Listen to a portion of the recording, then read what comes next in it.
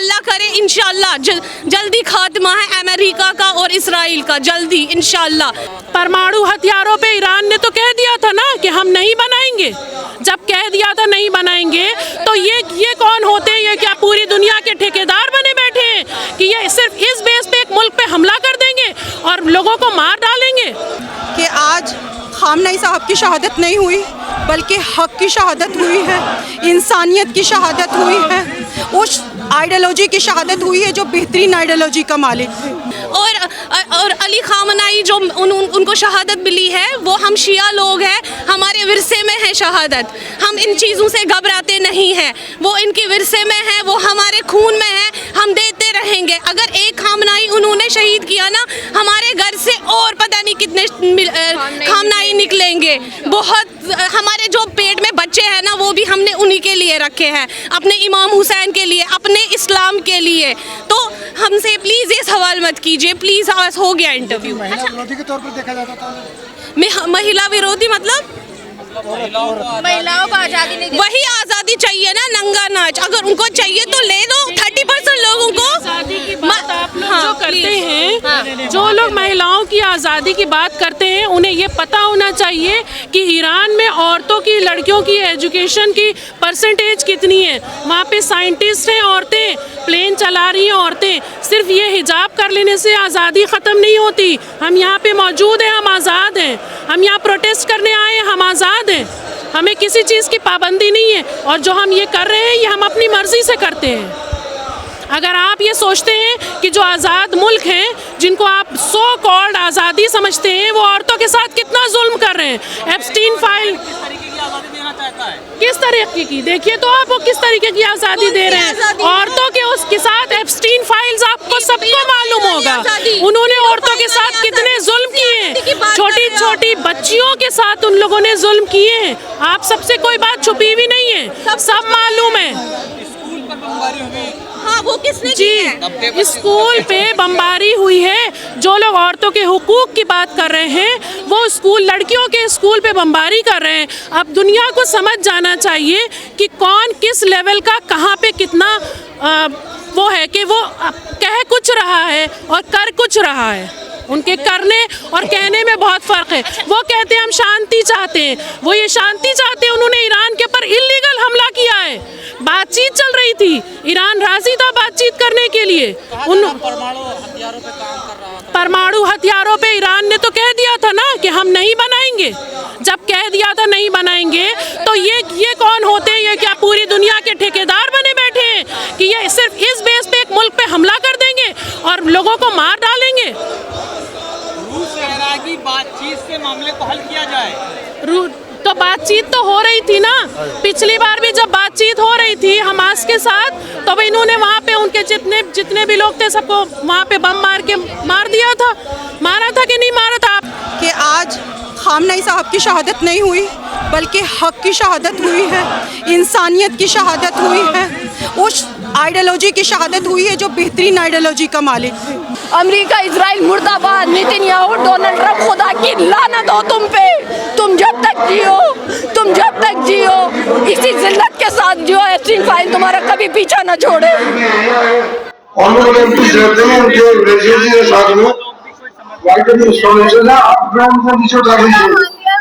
आपके खिलाफ कानूनी कार्रवाई की जाएगी।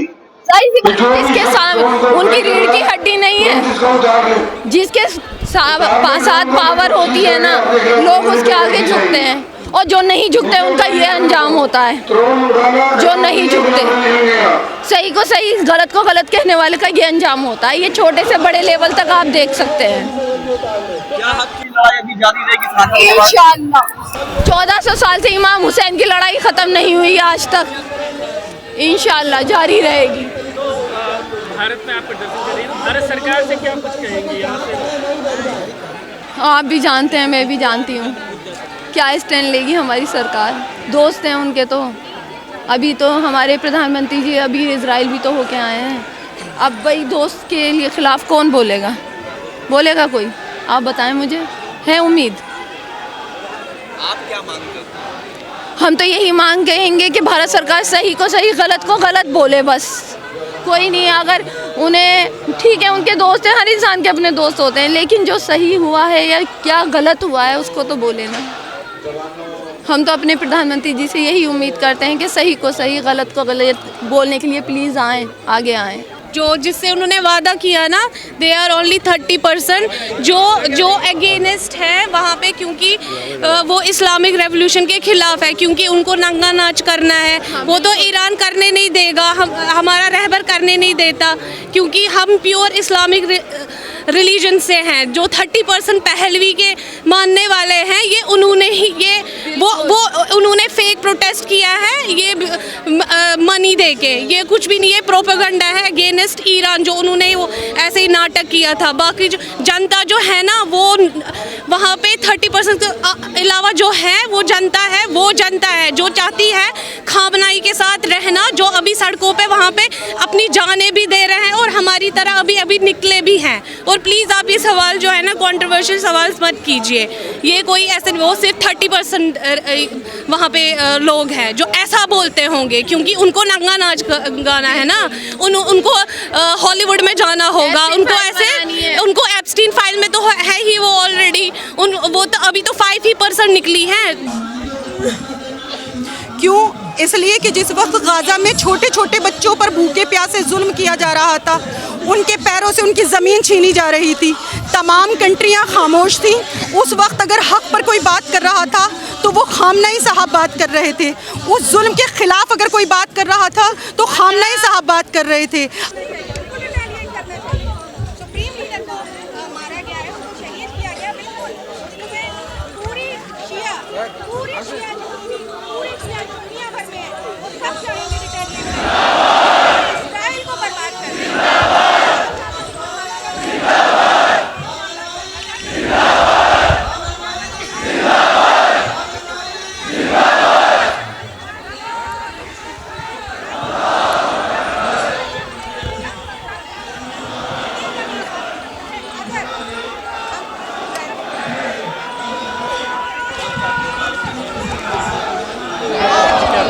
मैं इस शहादत पर बस यही कहना चाहती हूँ,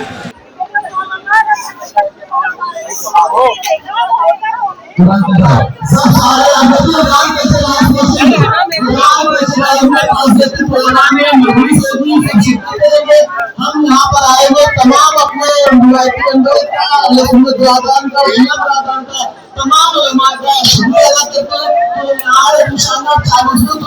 आपको जल्दी दी जाएगी। साहब आपसे रब्ता करेंगे इंशाअल्लाह।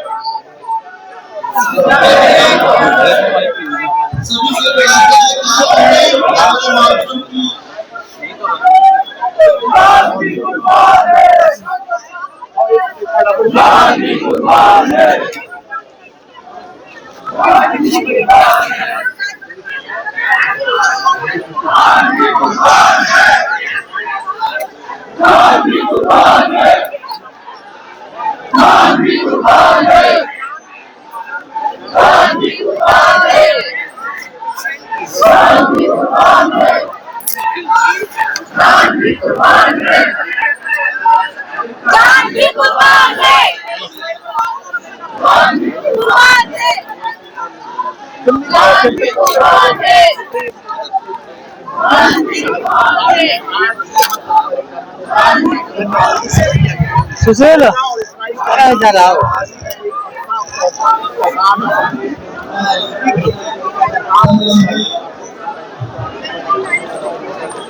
मेरी साड़ियाँ क्या बोले?